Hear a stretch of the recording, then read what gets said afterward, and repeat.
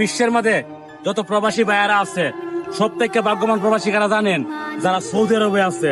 আর এই জায়গায় যাইতে গেলে আপনি টাকা থাকলে যাইতে পারবেন না।